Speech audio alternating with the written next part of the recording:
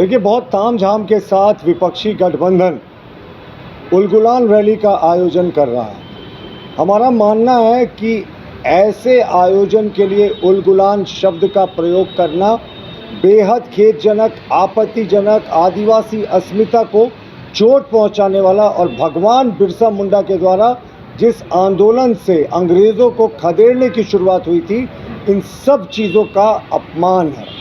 और उलगुलान की बात कौन कर रहे हैं साहब? ये उलगुलान ना होकर ये भ्रष्टाचारियों का जुटान प्रतीत होता है, ये टुकड़े टुकड़े गैंग का जुटान प्रतीत होता है, ये राजनीतिक राजवंशीय राजकुमारों का जुटान प्रतीत होता है और सनातन विरोधियों का भी ये जुटान प्रतीत होता है।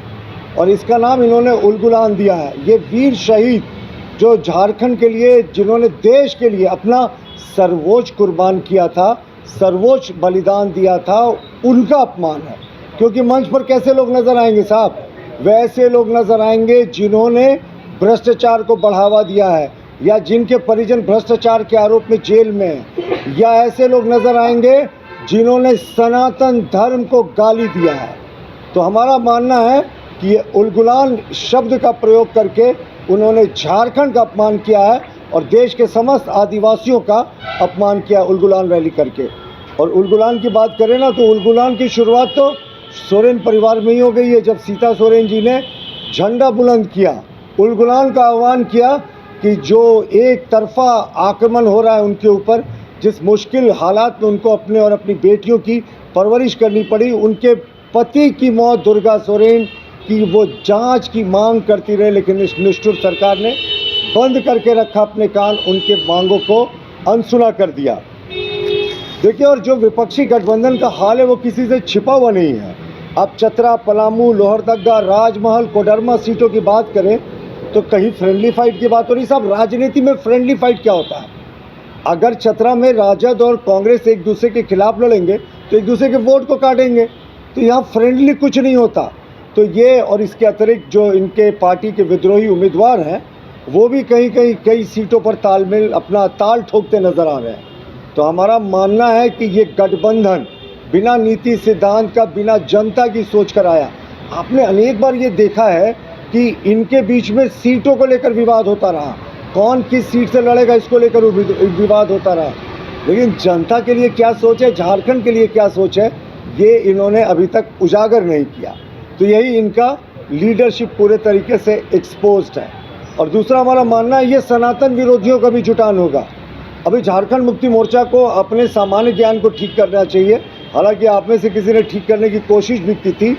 वो डीएमके के नेता उदयनिधि स्टालिन थे जिन्होंने सनातन के लिए घटिया घटिया शब्दों का, कीड़ा मकोड़ा, डेंगू, मलेरिया, पता नहीं कैसे कैसे शब्दों का प्रयोग किया था। और उस मंच पर तो कांग्रेस के नेता भी नजर आएंगे जिनके सांसद डी शिव कुमार ने अलग राष्ट्र की मांग की थी दक्षिण भारत के लिए। तो ये तो टुकड़े टुकड़े गैंग के लोग हैं। तो हमारा मानना है कि अविलंब इनको उलगुलान शब्द का अपमान नहीं करना चाहिए। आदिवासी अस्मिता से जुड़ा है, आदिवासियों के मान स्वाभिमान का वो प्रतीक है। और वो सबसे बड़े आदिवासियों के जो भगवान माने जाते हैं बिरसा मुंडा, उनके द्वारा ये आंदोलन की शुरुआत की गई थी। जी।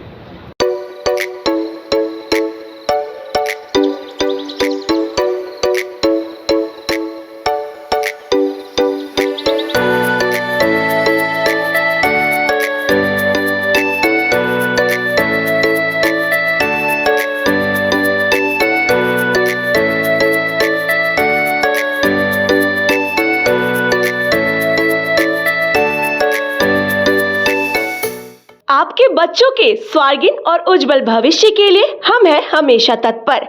हम हैं Guru Gobind Singh public school, college of engineering and management, approved by AICTE and affiliated by Jharkhand university of technology Ranchi. हमारा उद्देश्य स्टूडेंट्स को वर्ल्ड क्लास एजुकेशन के साथ टेक्नोलॉजी मैनेजमेंट के फील्ड में पेपर ट्रेनिंग और रिसर्च के अवसर मुहैया कराना। हमारा मिशन एस्पायरिंग टेक्नोलॉजिस्ट और एंटरप्रेन्योर्स को उनकी मंजिल तक पहुंचाना है। इसके लिए हमारे पास है बेहतरीन इंफ्रास्ट्रक्चर और मार्गदर्शन के लिए क्वालिफाइड फैकल्टी। जब अपने राज्य झारखंड और अपने शहर बोकारो में मिल रहा है वर्ल्ड क्लास एजुकेशन, तो फिर कहीं और क्यों जाना। आप पधारे, हमें आपके स्वागत को तैयार करेंगे, आपके सपनों को साकार।